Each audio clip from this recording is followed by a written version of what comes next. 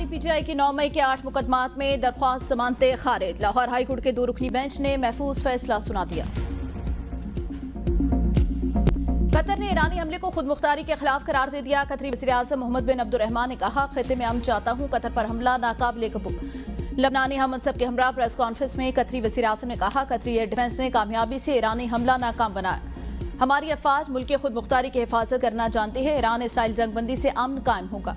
जंगबंदी से अमन को मौका मिल गया। अमरीकी सदर ने अमीर कतर से राब्ता किया। अमरीका ने तजवीज़ किया कि कतर ईरान के साथ राब्ता करे। ईरानी सदर से अमीर कतर ने राब्ता किया, जिसके बाद अमरीकी सदर ने जंगबंदी का ऐलान किया। कतर खित्ते को जौहरी हथियारों से पाक रखना चाहता है। जौहरी हथियारों से पाक खित्ता ईरान समेत तमाम ममालिक के लिए बेहतर है। आलमी बरादरी का ईरान इसराइल जंगबंदी का खैर मकदम। रूसी वज़ीर ख़ारजा का कहना है, मॉस्को ईरान और इसराइल के दरमियान जंगबंदी का हामी है। अभी हालात का तज्जिया करना मुश्किल है। कतर ने ईरान को जंगबंदी के लिए राजी करने में किरदार अदा किया। जर्मन चांसलर का भी जंगबंदी मुआहदे का खैर मकदम। फ्रांस की जानिब से कहा गया, ईरान जौहरी और बैलिस्टिक मिसाइल प्रोग्राम पर फौरी मुज़ाकरात का आगाज करे। ईरान को ऐसा मुआहदा करना चाहिए जो खित्ते में अमन व इस्तेहकाम का ज़ामिन हो। मौजूदा सूरत-ए-हाल में सिफारती हल नागुज़ीर हो चुका। सऊदी अरब ने कहा, उम्मीद है फरीकैन कशीदगी कम करने और आइंदा ताकत के इस्तेमाल से गुरेज करेंगे।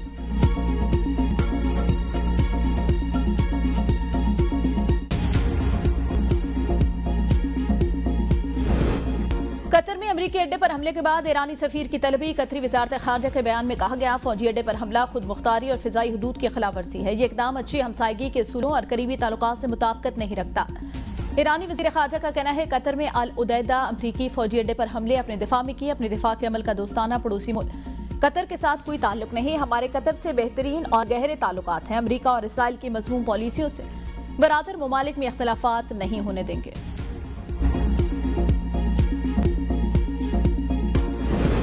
मशरिक़ वस्ता बड़ी तबाही से बच गया। ईरान इसराइल जंग खत्म। इसराइल का सीज़फायर मुआहदे के चंद घंटे बाद ईरानी हमले का वाबेला झूठ निकला।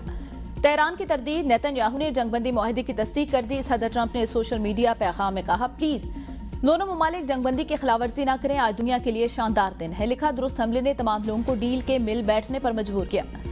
24 घंटों में जंग मुकम्मल खत्म हो जाएगी। ईरान का कहना है, इसराइल कार्रवाइयां बंद कर दे तो हमारा जवाबी हमलों का कोई इरादा नहीं।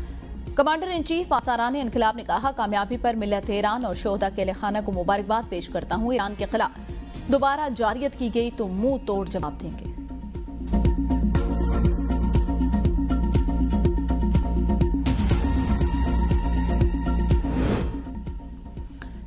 ईरान में इसराइल के लिए जासूसी के इल्जाम में मजीद 6 अफराद गिरफ्तार। खद्दार नासिर को सूबे के शहर हमदान, जहरान और नहोबंद से गिरफ्तार किया गया। ईरानी मीडिया के मुताबिक गिरफ्तार 6 अफराद पर ऑनलाइन टारगेटेड सरगर्मियों में मुलव्वस होने का इल्जाम। जंग के आगाज से अब तक दर्जनों अफराद जासूसी के इल्जाम में गिरफ्तार। मुतअद्दिद को फांसी दी गई।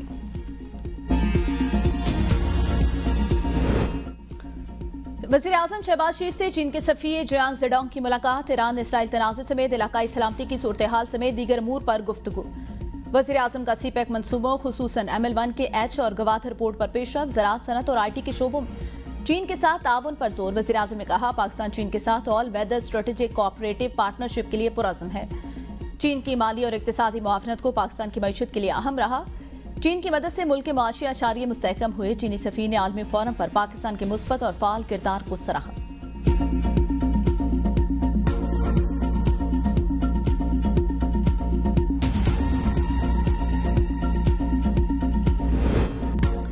ईरान ने बड़े दुश्मन का डटकर मुकाबला किया। सीज़ फायर का ऐलान खुशाइंद है। वज़ीर दिफा ख्वाजा आसिफ का पार्लियामेंट हाउस के बाहर इज़हार ख़याल।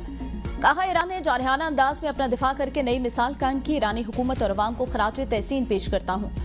मुसलमानों को 2 बड़ी फतवात नसीब हुई। पाकिस्तान ने भारत को और ईरान ने इसराइल को जवाब दिया। जंगबंदी से साबित हुआ इसराइल के तमाम दावे झूठे थे। ये 2 जुड़वा फतवात आलम इस्लाम की बड़ी कामयाबी। अल्लाह से दुआ है गजा के मुसलमानों पर रहम फरमाए।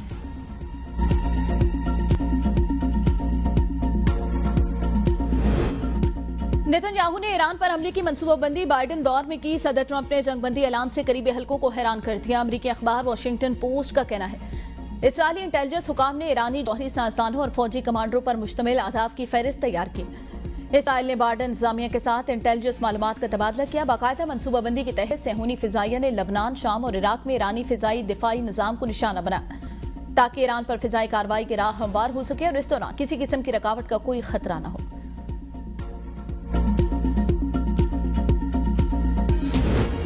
ईरान से इबरतनाक शिकस्त खाने के बावजूद इसराइल की फिलिस्तीन में जारियत न रुकी। इमदाद के मुंतजिर फलस्तीनियों पर इसराइली बमबारी, 24 शहीद, दर्जनों जख्मी, 20 माह से ज्यादा अरसे से जारी। इसराइली हमलों में शोधा की तादाद 56,000 से तजावुज करके 1,32,000 जख्मी। मार्च में हमास के साथ जंगबंदी मुआहदा खत्म करने के बाद इसराइल 5,700 फलस्तीनी शहरियों को शहीद कर चुका, जबकि 20,000 जख्मी हुए हैं। भारतीय आबी जारियत खत्ते के लिए खतरा। पाकिस्तान के साथ सिंतास मुआहदे की खिलाफवर्जी के बाद मोदी सरकार ने गंगा मुआहदा भी मुअत्तल करने की तैयारी कर ली। भारतीय मीडिया रिपोर्ट्स के मुताबिक 1996 का भारत बांग्लादेश गंगा मुआहदा 30 साल मुकम्मल होने पर 2026 में खत्म होने वाला है। गंगा मुआहदे की शिक नंबर 12 के मुताबिक इस मुआहदे की तजदीद दोनों फरीकैन की बाहमी रजामंदी से की जाएगी। भारतीय मीडिया के मुताबिक गंगा मुआहदे के मुताबिक खुश्क मौसम खुसूसन फरका बैराज के अतराफ में पानी की तकसीम को मुनसिफाना बनाना था। भारत ने बांग्लादेश को आगाह किया कि तरक्याती जरूरियात के लिए ज्यादा पानी दरकार है। भारत वजारत खारजा का कहना है पहलगाम हमले से पहले भारत गंगा मुआहदा 30 साल से बढ़ाना चाहता था, मगर हालात अक्सर बदल गए। जंगी जुनून में मुब्तला भारत की आबी जारियत जनूबी एशिया में एक नए बुहरान को जन्म दे सकती है।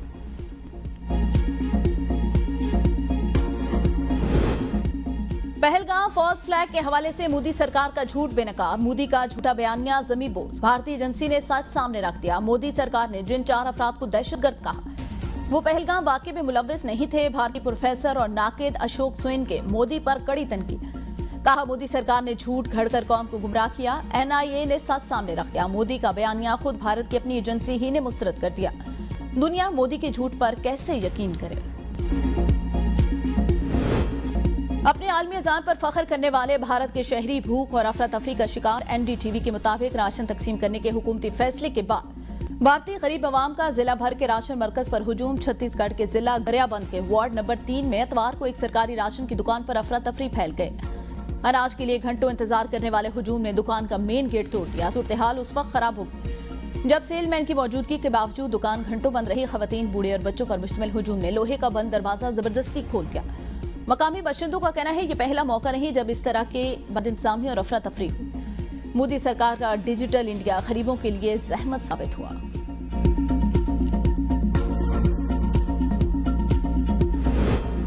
खलीज फारिस की सूरत हाल बेहतर होने पर PIA का फिजाई ऑपरेशन बहार। कतर, बहरीन, कुवैत और दुबई के लिए परवाजें उड़ान भरने लगी। परवाजों के शेड्यूल की मनसूखी का फैसला खलीजी ममालिक में जंगी सूरत हाल के बायस किया गया। मुसाफिरों की बुकिंग और दूसरी परवाजों पर मुंतकिली का काम शुरू कर दिया गया।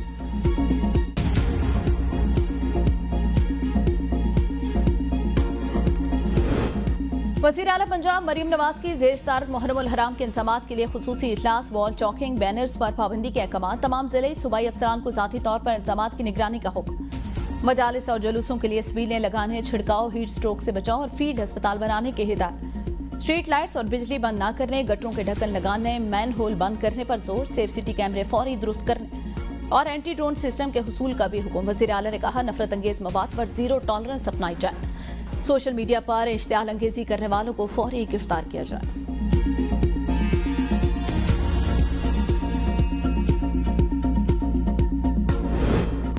पाकिस्तानियों ने एक साल में बैरून मुल्क से 3,017 अरब रुपए की ऑनलाइन शॉपिंग कर ली। फेसबुक, गूगल, अलीबाबा, नेटफ्लिक्स समेत दीगर को भारी अदायगियां किए जाने का इंकशाफ। रिपोर्ट के मुताबिक ऑनलाइन ट्रांजैक्शन की तादाद 4 करोड़ 26 लाख से ज्यादा। फेसबुक पर खरीदारी की मद में 1,231 अरब की अदायगी की गई। ऐप आईटून्स को 5 अरब 14 करोड़ रुपए की अदायगियां की गई। गूगल को 5 अरब 94 करोड़ की अदायगी की गई। नेटफ्लिक्स को 2 अरब 79 करोड़ अरब।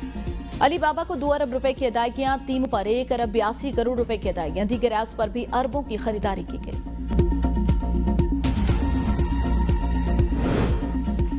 कौमी असम्बली में बजट से मुतालिक मुतालबात ज़र पर बहस और मंजूरी का अमल मुकम्मल। वज़ीर खजाना मोहम्मद औरंगजेब ने मुतालबात ज़र पेश कर दिए। शोबा मौसमियाती तब्दीली एनवायरमेंटल कोऑर्डिनेशन के लिए 1 अरब मंजूर। शोबा मवासलात के लिए 31 करोड़ से जायद के मुतालबे पर वोटिंग के दौरान 116 वोट हक में और 32 मुखालफत में आए। वजारत दिफाई पैदावार के लिए 1 अरब 9 करोड़। इक्तिसादी अमूर के लिए 20 अरब 66 करोड़। तालीम के लिए 5 मुतालबात ज़र और HEC के लिए 66 अरब रुपए से ज्यादा के फंड्स मंजूर किए गए। नैब को 7 अरब 41 करोड़। वजारत कानून और इंसाफ को 12 अरब 11 करोड़। फेडरल शरीयत कोर्ट को 1 अरब। कौमी असम्बली को 9 अरब 43 करोड़। रेलवे के लिए 70 अरब रुपए से जायद की मंजूरी दी गई। विफाकी बजट पर बहस में 205 अरकान असम्बली ने हिस्सा लिया। 48 घंटे 40 मिनट बहस जारी रही। हुकूमत के लिए 20 घंटे 49 मिनट 41 सेकंड टाइम मख्तस किया गया। ताहम हुकूमत ने अपने मुख्तस वक्त से 8 घंटे 54 मिनट 19 सेकंड ज्यादा वक्त बजट में खर्च किया।